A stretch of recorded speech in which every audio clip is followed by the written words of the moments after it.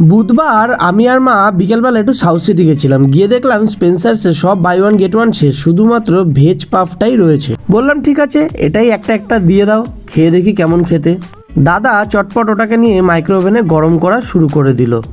এই ভেজ পাফগুলোর দাম ছিল 50 টাকা, তার মধ্যে ছিল buy one get one offer. Veg পাফগুলো এতটাই গরম ছিল যে খাওয়া যাচ্ছিল না, তাই মাকে বললাম যে এটা ঠান্ডা হতে হতে চলো একটা সেলফি তুলে নিই।